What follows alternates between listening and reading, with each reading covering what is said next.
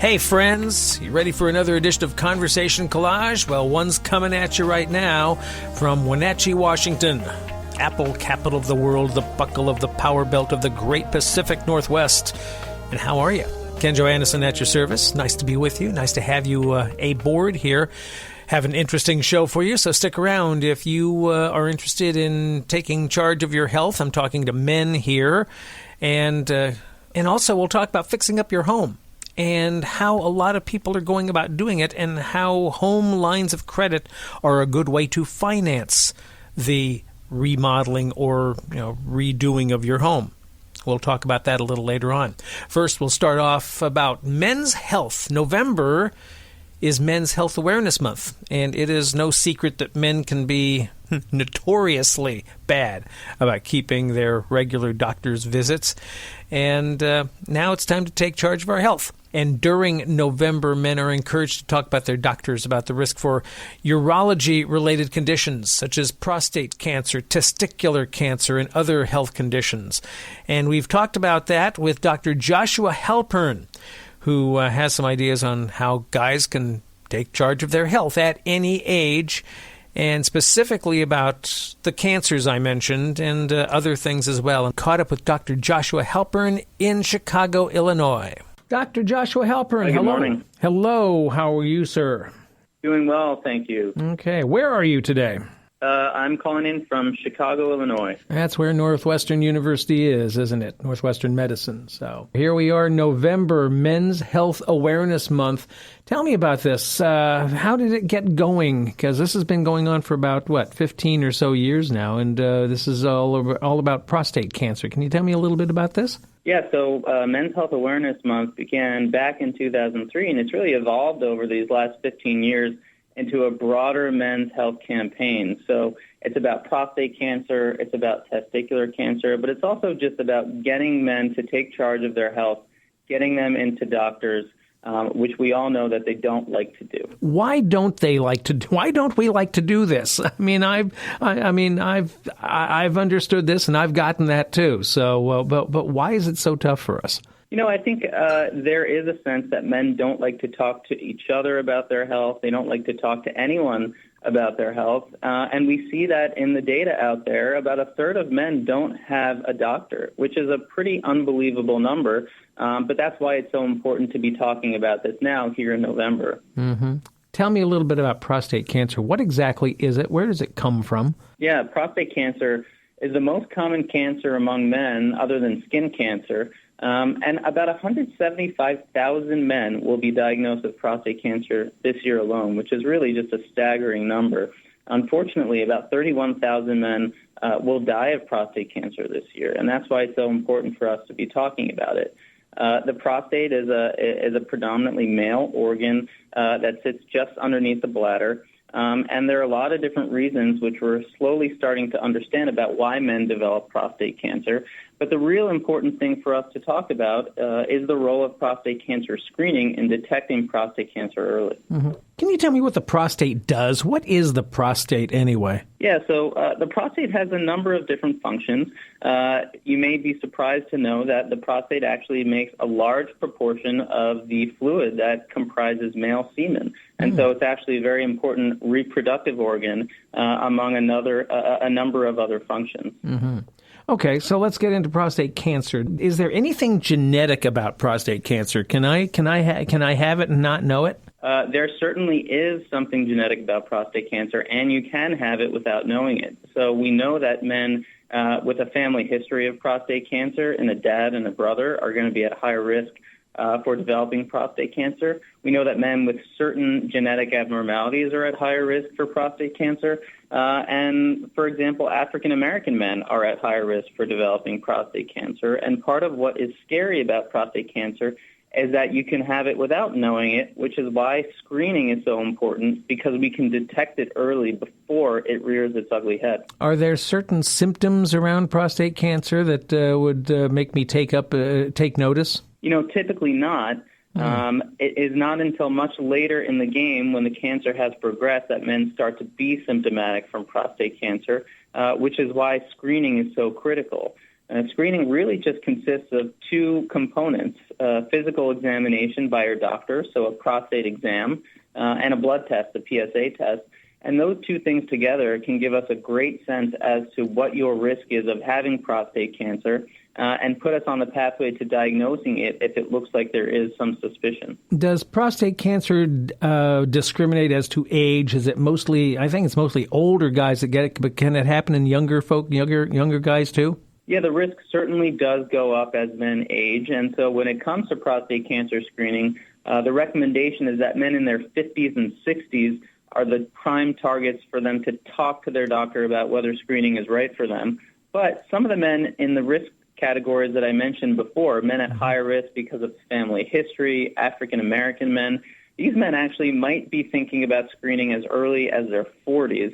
And so really the most important thing is to talk to your doctor about whether or not screening is the right thing for you at those different age points. What can we do to prevent prostate cancer? You know, there really isn't a lot of clear evidence for ways that we can prevent prostate cancer, but we do know that generally living a healthy life with a good heart-healthy diet is going to be important for men's health generally, and really establishing care with a primary care physician who can help guide you through the process of screening and other generally healthy lifestyle habits is going to be the most critical way to ensure that men stay healthy and are on top of prostate cancer screening and ultimately prostate cancer if they develop it. Talking with Dr. Joshua Halpern here about Men's Health Awareness Month.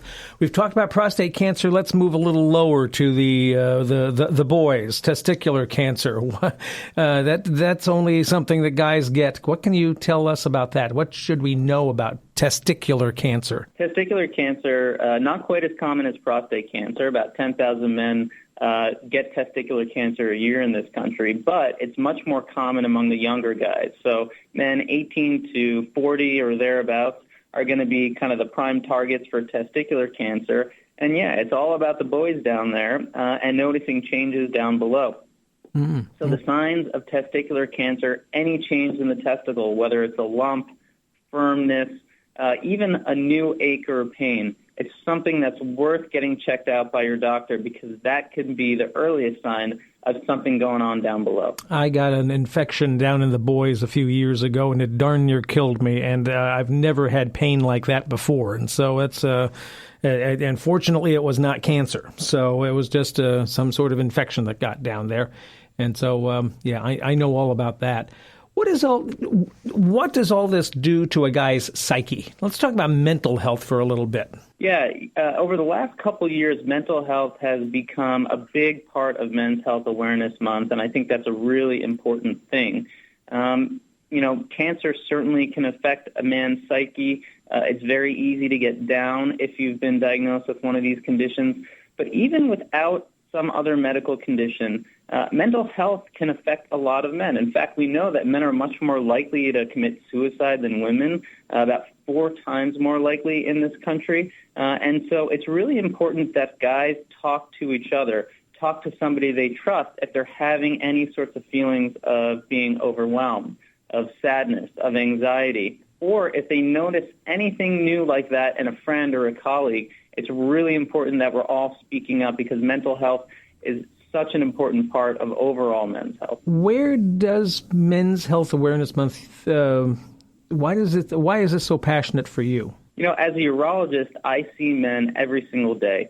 And a lot of men come to me for problem A, and it turns out that they've actually got problem B going on or even problem C. And so getting men into the doctor is really such an important component of what I do. I send men to a primary care physician on a daily basis, and so I've become really passionate about getting men the care that they need, no matter what the issue might be, and helping them kind of navigate the system and taking charge of their own health. A lot of guys grow mustaches in November. Are you one of them? I have in years past, but my wife has put a stop to it. Gotcha. I know I got to let you go, Dr. Halpern. Let's talk about where people find out more. Where should they go? Yeah, so if you head to nm.org, Northwestern Medicine, we've got information on all these things. We've got experts in all these fields, and it's a great way to learn more about men's health. nm.org, correct? That's correct. Good deal. Dr. Halpern, I thank you for a few minutes out. Happy Men's Health Awareness Month to you. Take care. Same to you. Thanks for having me. Dr. Joshua Halpern is a urologist and assistant professor at Northwestern Medicine who specializes in men's health, sexual function, and male fertility. And his research is focused on how men use healthcare and ways to improve the delivery of said healthcare. And if you want to know more, nw.com/radio.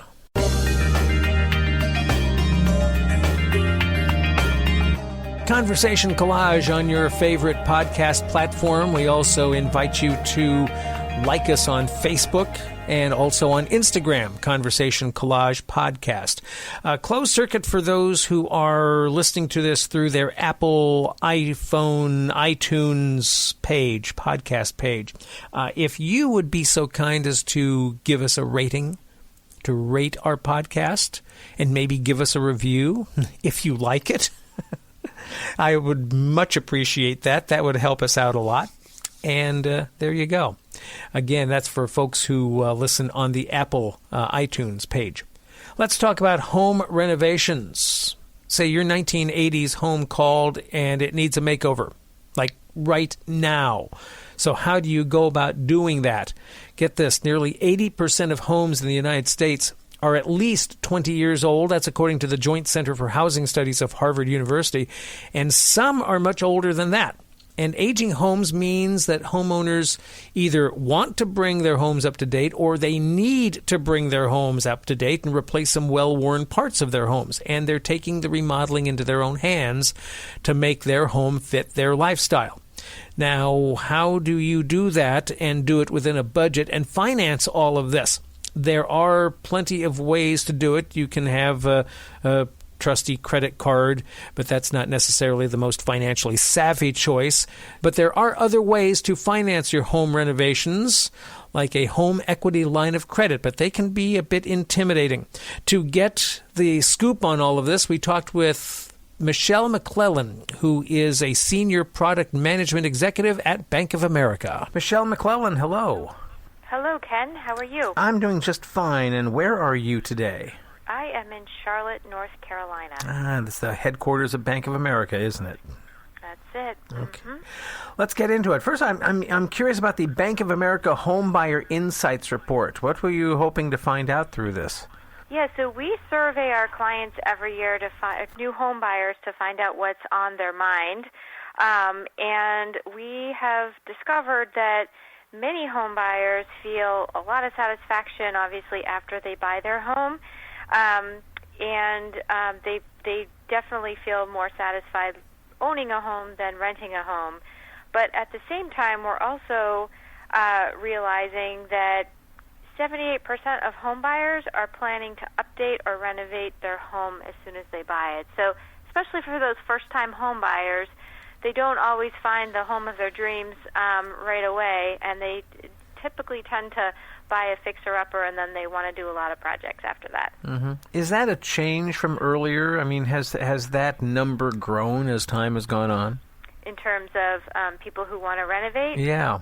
Yeah, it certainly has. So there's a couple things happening across the country, Ken. The first one is 80% of homeowners live in a house that's 20 years old or older. So a lot of old homes, especially in the Northeast, that need to be kept up to date, and sometimes out of necessity they need to have repairs done, or just out of a desire to stay up with the times and the trends and keep your home marketable if you do want to resell it down the road. The other thing we're seeing after the financial crisis a decade ago is that clients are staying in their home longer.